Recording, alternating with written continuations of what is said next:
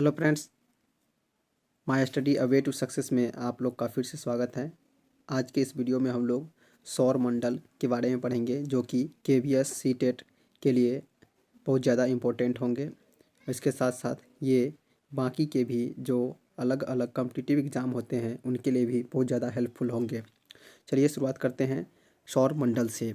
सौर मंडल सूर्य के परिवार को सौर मंडल कहा जाता है। सौर मंडल को सौर परिवार भी कहा जाता है। इसका मुखिया सूर्य है।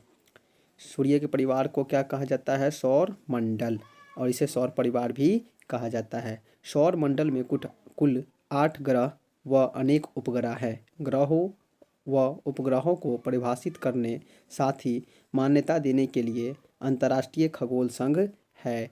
मतलब कि ग्रहों और उपग्रहों के कौन सा ग्रह होगा और कौन सा उपग्रह होगा, इसकी मान्यता अंतर्राष्ट्रीय खगोल संघ देती है। आगे देखते हैं। ग्रहों को अंग्रेजी में प्लैनेट कहते हैं। प्लैनेट ग्रीक जो कि यूनानी भाषा के प्लेनटाई से बना है। प्लेनटाई से बना है, जिसका अर्थ होता है परिभ्रामक, मतलब घूमने वाला, चारों ओर घूमने वाला। यह ऐसे खगोलीय पिंड होते हैं जो सूर्य के चारों ओर एक निश्चित दिशा में परिक्रमा करते हैं। ग्रह जो होते हैं वो सूर्य के चारों ओर एक निश्चित दिशा और एक निश्चित कक्षा में ही जो अपने ऑर्बिट में क्या करते हैं, चक्र लगाते रहते हैं, परिक्रमा करते रहते हैं। ग्रह का स्वयं का प्रकाश एवं ऊष्मा नहीं होती है। सभी ग्रह इसके लिए तारों के प्रकाश पर निर्भर होते हैं, अर्थात यह तारों के प्रकाश को रिफ्लेक्ट करके ही चमकती है। उनके पास अपना स्वयं का प्रकाश नहीं होता। अब है उपग्रह। सौर मंडल में लगभग 100 से अधिक उपग्रह है। उपग्रह ऐसे खगोलीय पिंड होते हैं जो ग्रहों के चारों ओर परिभ्रमण करते हैं। मतलब जो सूर्य या तारों के चारों ओर परिक्रमा करते हैं उसे ग्रह कहते हैं, और जबकि जो ग्रह के चारों ओर चक्कर लगाते हैं उसे उपग्रह कहा जाता है, उसे उपग्रह कहलाता है। और हमारे सौर मंडल में 100 से अधिक उपग्रह हैं। उपग्रह के पास भी स्वयं का प्रकाश नहीं होता है, अर्थात ये भी सूर्य के प्रकाश से परावर्तित करके और तब फिर चमकते हैं। उपग्रह 2 प्रकार के होते हैं, कृत्रिम व प्राकृतिक। मतलब उपग्रह भी 2 तरह के होते हैं, प्राकृतिक भी होते हैं और कृत्रिम जो कि मानव द्वारा बनाया गया है वो भी होते हैं। प्राकृतिक उपग्रह वे होते हैं जो ग्रह के चारों ओर परिक्रमा करते हैं।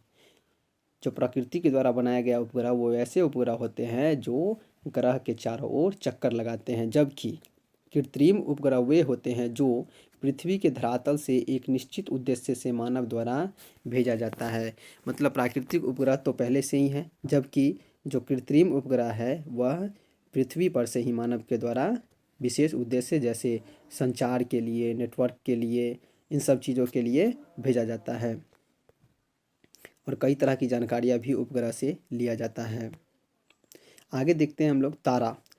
ऐसे खगोलीय पिंड जो आकार में बड़े और गर्म होते हैं, ये गैसों से बने होते हैं। तारा किससे बना होता है? गैस से बना होता है, और ये आकार में बहुत बड़े होते हैं और ये गर्म भी होते हैं। तारों के पास अपनी ऊष्मा तथा प्रकाश होता है जिसे वे बड़ी मात्रा में उत्सर्जित करते हैं। तारों के पास अपनी ऊष्मा मतलब अपना हीट और अपना लाइट भी होता है। सूर्य भी एक क्या है? सूर्य भी एक तारा ही है, इसलिए उसमें ऊष्मा और प्रकाश दोनों है। सूर्य एक तारा है जो सौर मंडल के केंद्र में स्थित है। सूर्य भी एक तारा है जो कहाँ पर स्थित है? सौर मंडल के केंद्र में। मतलब इसी के चारों ओर सभी ग्रह चक्कर लगाते हैं। सूर्य के सतह पर हीलियम व हाइड्रोजन 2 प्रमुख गैसें होती हैं। सूर्य के सतह का तापमान लगभग 6000 डिग्री सी तक सेल्सियस तक होता है। सूर्य का जो सतह है, जो सरफेस है, उस पर हीलियम और हाइड्रोजन 2 गैस होती है। मेनली हीलियम और हाइड्रोजन होते हैं, और उसके सतह का तापमान 6000 डिग्री सेल्सियस होता है। 6000 डिग्री सेल्सियस मतलब बहुत ज़्यादा होता है। आगे देखते हैं। सूर्य के नज़दीकी प्रमुख तारे प्रोक्सिमा सेंचुरी एवं अल्फा सेंचुरी है। सूर्य के जो नज़दीक का सबसे प्रमुख तारा है वो कौन सा है? सबसे नज़दीक का प्रोक्सिमा सेंचुरी और अल्फा सेंचुरी। रात के समय चमकते हुए अनगिनत तारे सूर्य के समान ही है, लेकिन वे अत्यधिक दूर होने के कारण छोटे दिखाई पड़ते हैं। क्योंकि जो भी तारे हैं, सूर्य भी तो एक तारा है, जो भी तारे हैं वो इतने दूर हैं कि भले ही वो सूर्य के समान है या फिर उससे बड़े हैं, लेकिन फिर भी दूरी होने के कारण वो बहुत छोटे दिखाई देते हैं और टमटमाते रहते हैं। आगे हम देखते हैं नक्षत्र मंडल। नक्षत्र मंडल, नक्षत्र मंडल क्या होता है? देखिए, रात्रि में आसमान में विभिन्न तारों के समूहों द्वारा बनाई गई विविध आकृतियों को नक्षत्र मंडल कहा जाता है। मतलब बहुत सारे तारे मिलकर के और विभिन्न विभिन्न प्रकार की आकृति बनाते हैं, जिसे नक्षत्र मंडल कहा जाता है। जैसे शतभैया जो आम भाषा में बोलते हैं, सप्तऋषि जिसको, वो भी एक नक्षत्र मंडल है। यह 7 तारों का समूह है। शतभैया में या फिर सप्तऋषि में 7 तारों का एक समूह है, इसे ही नक्षत्र मंडल भी कहा जाता है। आगे देखते हैं, प्राचीन समय में दिशा का निर्धारण रात्रि के समय तारों की सहायता से होता था। उत्तरी तारा उत्तर दिशा को बताता है, इसे ध्रुव तारा भी कहा जाता था। पुराने समय में जिस समय कंपास का आविष्कार नहीं हो चुका था, उस समय भी जो दिशा का निर्धारण होता था रात के समय, वो तारों के हिसाब से ही होता था। उत्तर में जो उत्तरी ध्रुव का तारा है, जिसे ध्रुव तारा भी कहते हैं, वो मेनली उत्तर दिशा को निर्धारित कर देता था और उसके हिसाब से ही, उसके माप से ही सभी दिशाओं का पता लगाया जाता था। सौरमंडल के सभी 8 ग्रह एक निश्चित पथ पर सूर्य का चक्कर लगाते हैं। यह पथ दीर्घवृत्ताकार होता है। यह दीर्घवृत्ताकार पथ ही कक्षा कहलाता है। सौरमंडल में जितने भी ग्रह हैं वो सूर्य के चारों ओर दीर्घवृत्ताकार, मतलब बहुत बड़ा वृत्ताकार एक पथ है, रास्ता है, जिस पर वो चक्कर लगाते रहता है और इसी रास्ते को कक्षा कहा जाता है। इसी रास्ते को कक्षा कहा जाता है या फिर ऑर्बिट कहा जाता है। क्षुद्र ग्रह, आगे है क्षुद्र ग्रह। तारों, ग्रहों एवं उपग्रहों के अतिरिक्त असंख्य छोटे छोटे पिंड भी सूर्य के चारों ओर चक्कर लगाते हैं। इन पिंडों को क्षुद्र ग्रह कहा जाता है। मतलब तारा भी है ब्रह्मांड में, ग्रह भी है, उपग्रह भी है, इसके अलावा छोटे छोटे भी अलग अलग पिंड हैं जो कि सूर्य के चारों ओर चक्कर लगाते रहते हैं और इन पिंडों को क्षुद्र ग्रह कहा जाता है। आगे देखते हैं, वैज्ञानिकों के अनुसार क्षुद्र ग्रह ग्रह के ही भाग होते हैं। यह ग्रहों से टूटकर अलग हुए हैं। सामान्यतः क्षुद्र ग्रह मंगल एवं बृहस्पति की कक्षाओं में उपस्थित होते हैं। मतलब कि वैज्ञानिक क्या मानते हैं कि ग्रह के ही भाग होते हैं ये क्षुद्र ग्रह, ये इनसे ही टूटकर बने हुए हैं और मेनली मुख्यतः जो क्षुद्र ग्रह है वो मंगल और बृहस्पति की जो ऑर्बिट है, कक्षा है, उन सब में मेनली उपस्थित होते हैं, मुख्यतः वहीं पाए जाते हैं। आगे देखते हैं उल्का पिंड। सूर्य के चारों ओर चक्कर लगाने वाले पत्थरों के छोटे छोटे टुकड़ों को उल्का पिंड कहते हैं। जब कभी भी ये पिंड पृथ्वी के नज़दीक आ जाते हैं तो गर्म वायु के साथ घर्षण होने के कारण गर्म होकर जल जाते हैं। उल्का पिंड, सूर्य के चारों ओर क्षुद्र ग्रह भी चक्कर लगाते हैं, ग्रह भी चक्कर लगाते हैं और उसके साथ साथ छोटे छोटे पत्थर के टुकड़े जो चक्कर लगाते हैं उसे उल्का पिंड कहते हैं। और उल्का पिंड इसे इसलिए कहा जाता है क्योंकि जब ये पृथ्वी के नज़दीक आते हैं तो यहाँ जो वायु है, पृथ्वी का जो वायुमंडल है, उसके साथ घर्षण करती है और घर्षण के कारण गर्म हो जाती है और जलने लगती है, जिसके कारण इसे उल्का पिंड कहा जाता है। कभी कभी कोई उल्का पिंड बिना जले पृथ्वी पर गिरते हैं, जिससे धरातल पर गड्ढे बन जाते हैं। हो सकता है ऐसा कि बहुत बड़ा उल्का पिंड हो और वो पूरी तरह बिना जले धरती पर गिर जाए, तो उससे धरती पर बहुत बड़े बड़े गड्ढे भी बन जाते हैं। आगे देखते हैं आकाशगंगा, मिल्की वे। यह लाखों तारों का समूह होता है। सौरमंडल इस आकाशगंगा का एक भाग है। अब जैसे बहुत सारे तारे मिलकर, कुछ तारे मिलकर क्या बनाते हैं? नक्षत्र मंडल। लेकिन जब लाखों तारों का एक समूह बनता है, एक समूह होता है, तो उससे आकाशगंगा या फिर मिल्की वे बनता है। आकाशगंगा या फिर मिल्की वे बनता है। हमारा जो सौरमंडल है वह भी इसी आकाशगंगा का एक भाग है। प्राचीन भारत में इसकी कल्पना आकाश में प्रकाश को एक बहती नदी से की गई है। आकाशगंगा करोड़ों तारों, बादलों व गैसों को की एक प्रणाली है। मतलब जो प्राचीन भारत था, प्राचीन समय में, वह आकाश में इसे नदी के समान माना गया, प्रकाश की एक नदी, प्रकाश की एक नदी, इसलिए इसे आकाशगंगा कहा गया। इसमें करोड़ों तारे हैं, बादल भी है और गैसों की एक श्रृंखला भी है। पृथ्वी सौरमंडल का एक अंग है। सौरमंडल आकाशगंगा का व आकाशगंगा ब्रह्मांड का एक अंग है। मतलब है कि पृथ्वी तो सौरमंडल का एक अंग है और सौरमंडल किसका अंग है? आकाशगंगा का अंग है और आकाशगंगा खुद ब्रह्मांड का एक अंग है। मतलब कि ब्रह्मांड का अंग छोटा, ब्रह्मांड से छोटा आकाशगंगा, आकाशगंगा से छोटा सौरमंडल और सौरमंडल में एक अंग पृथ्वी होता है। खगोलीय पिंड एवं उसकी गति के संबंध में अध्ययन करने वाले को खगोल शास्त्री कहते हैं। यहाँ पर जो एक इम्पोर्टेंट टॉपिक दिया गया वो क्या है कि खगोलीय पिंड, जो ब्रह्मांड में जो भी पिंड हैं उनका और उनके गति के बारे में जो अध्ययन करते हैं, उनके गति के बारे में जो एक्सपेरिमेंट करते हैं, उन्हें खगोल शास्त्री कहा जाता है। उनके बारे में जानकारी ग्रहण करने वाले को खगोल शास्त्री कहा जाता है। प्राचीन भारत में आर्यभट्ट व ब्राह्मणिर प्रसिद्ध खगोल शास्त्री थे। हमारे भारत में भी प्राचीन समय में आर्यभट्ट और ब्राह्मणिर नाम के दो प्रसिद्ध खगोल शास्त्री थे। हमारे सौरमंडल में 8 ग्रह हैं। वर्ष 2006 से पूर्व कुल 9 ग्रह थे। 9वां ग्रह प्लूटो था, जिसे अंतर्राष्ट्रीय खगोलीय संगठन द्वारा प्लूटो को यानी बौने ग्रह की श्रेणी में सम्मिलित किया गया। यहाँ पर बौने ग्रह होगा, बौने ग्रह। पहले हमारे जो सौरमंडल थे उसमें 9 ग्रह थे, लेकिन 2009 में उसमें से प्लूटो को बौना ग्रह की श्रेणी में सम्मिलित कर दिया गया। प्लूटो के साथ साथ 2003 में UV3313 सीरस को भी बौने ग्रह की श्रेणी में सम्मिलित किया गया है। मतलब प्लूटो के साथ साथ उस समय सीरस नाम का भी जो एक छोटा सा ग्रह था उसे बौना उपग्रह की श्रेणी में सम्मिलित कर दिया गया। ग्रह 2 प्रकार के हैं, आंतरिक व बाह्य ग्रह।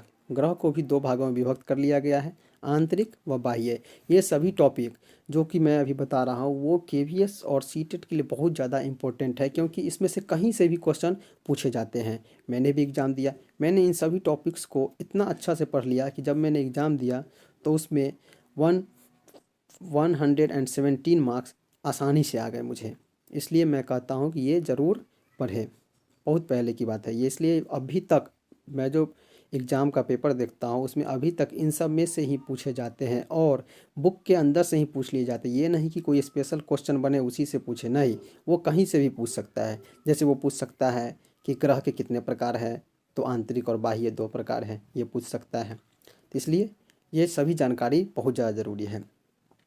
आंतरिक ग्रह वे होते हैं जो सूर्य के सबसे नज़दीक होते हैं, जैसे बुध, शुक्र, पृथ्वी और मंगल। मतलब 4 ग्रह को आंतरिक ग्रह की श्रेणी में रखा गया है। एग्जाम में ऐसे भी क्वेश्चन पूछे जाते हैं कि शुक्र आंतरिक ग्रह है या फिर बाह्य ग्रह, तो इसलिए हमें इन सब को याद कर लेना है कि कौन से आंतरिक ग्रह है और कौन से बाह्य ग्रह है। बाह्य ग्रह वे होते हैं जो सूर्य से दूरी पर होते हैं, जैसे बृहस्पति, शनि, अरुण और वरुण। इन चारों को बाह्य ग्रह, मतलब 4 आंतरिक ग्रह और 4 बाह्य ग्रह की श्रेणी में रखे गए हैं। इन्हें याद जरूर कर ले। सूर्य से ग्रहों की दूरी प्रकाश वर्ष में नापी जाती है। अब दूरी के माप की बात है, जैसे यहाँ पर हम लोग दूरी मीटर में, किलोमीटर में मापते हैं, लेकिन सूर्य से ग्रह के बीच की जो दूरी होती है उसे प्रकाश वर्ष में नापी जाती है, उसे प्रकाश वर्ष में मापी जाती है। बुध, अब पढ़ते हैं बुध के बारे में। जो इम्पोर्टेंट चीज़ है वही बस हमें पढ़ना है। बुध यह सूर्य का सबसे नज़दीकी तारा है, ग्रह है। यह सूर्य का सबसे नज़दीकी ग्रह है। बुध ग्रह का कोई उपग्रह नहीं है और बुध ग्रह सूर्य की परिक्रमा पश्चिम से पूर्व की ओर करता है। ये तीनों इम्पोर्टेंट टॉपिक हैं कि सूर्य इसका सबसे नज़दीकी ग्रह है, इसका कोई उपग्रह भी नहीं है और यह पश्चिम से पूर्व की ओर परिक्रमा करता है। हमारी पृथ्वी भी पश्चिम से पूर्व की ओर परिक्रमा करती है सूर्य की। आगे देखते हैं शुक्र ग्रह। अब है शुक्र ग्रह वीनस। शुक्र ग्रह सूर्य से दूरी के आधार पर दूसरा ग्रह है। इस ग्रह को भोर का तारा व सांझ का तारा भी कहा जाता है। इसे भोर का तारा और सांझ का तारा इसलिए कहा जाता है क्योंकि वह सुबह होने से पहले भी और शाम होने के बाद भी दिखाई देती है। इस ग्रह को चमकीला ग्रह भी कहा जाता है। इस ग्रह को पृथ्वी की जुड़वा बहन भी कहा जाता है क्योंकि पृथ्वी और शुक्र आकार में समान रूपी हैं।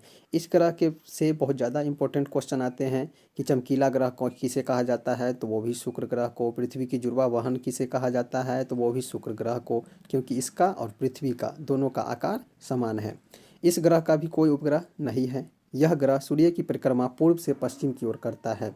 देखिए, बुध पश्चिम से पूर्व की ओर, पृथ्वी भी पश्चिम से पूर्व की ओर, लेकिन शुक्र ग्रह जो है वह सूर्य की परिक्रमा पूर्व से पश्चिम की ओर करता है।